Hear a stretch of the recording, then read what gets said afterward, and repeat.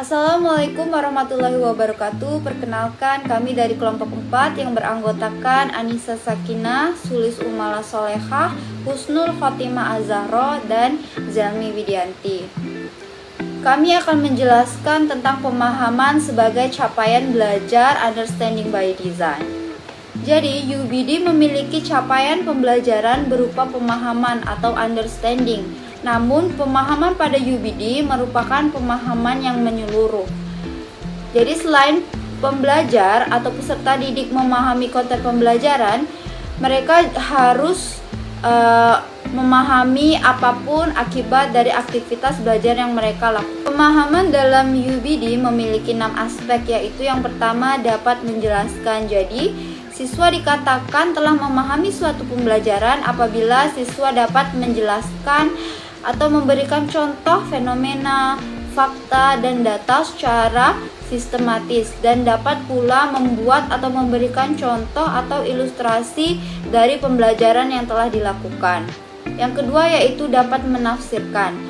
Siswa dikatakan telah memahami suatu pembelajaran apabila siswa dapat menafsirkan dengan mengonstruksi objek sesuai dengan pemahaman pribadi dari peserta didik tersebut. Yang ketiga yaitu dapat menerapkan. Jadi siswa dikatakan telah memahami suatu pembelajaran apabila siswa dapat menerapkan dengan bukti secara efektif, yaitu menggunakan dan menyesuaikan apa yang telah mereka ketahui dalam proses pembelajaran dan menerapkannya pada kehidupan mereka sehari-hari.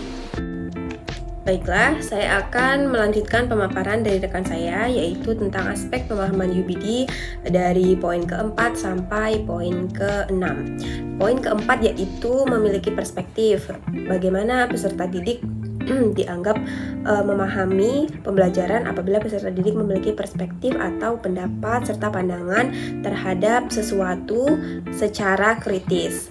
Dan yang selanjutnya yaitu dapat berempati. Bagaimana peserta didik memiliki empati apabila menemukan perbedaan dengan lingkungan sosialnya. Misalnya mereka menemukan perbedaan yang terdapat pada dirinya dan orang lain, sehingga memunculkan empati pada diri mereka sendiri.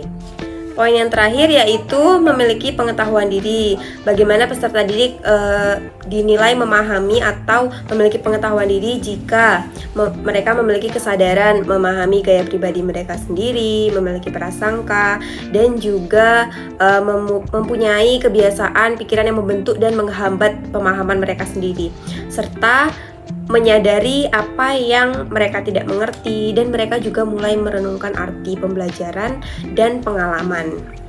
Saya akan menjelaskan contoh konkret siswa melakukan perspektif terhadap pembelajaran bahasa Inggris pada materi naratif teks kelas 9. Siswa dikatakan telah memahami materi naratif teks jika melakukan perspektif terkait nilai moral yang terkandung di dalam cerita naratif teks yang diberikan oleh guru. Maksudnya, siswa dapat menyebutkan nilai moral value yang dalam teks yang diberikan oleh guru sesuai pemahaman yang siswa tersebut pahami. Saya ingin melanjutkan pemaparan teman-teman mengenai pemahaman siswa dalam UBD. Siswa dikatakan memiliki perspektif apabila siswa melihat dan mendengar, sehingga siswa mampu memberikan pandangan secara kritis dari berbagai sudut pandang dan memiliki gambaran umum terhadap materi yang dipelajari.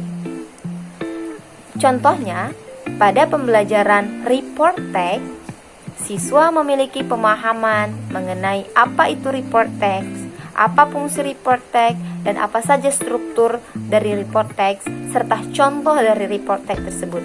Sehingga siswa dikatakan memiliki perspektif apabila dia mampu memberikan pandangan dari berbagai sudut mengenai teks yang disajikan oleh temannya. Ia mampu memberikan kritikan, saran, ataupun masukan terhadap teks yang disampaikan berdasarkan pengetahuan yang telah ia miliki pada pemahaman konsep mengenai report text.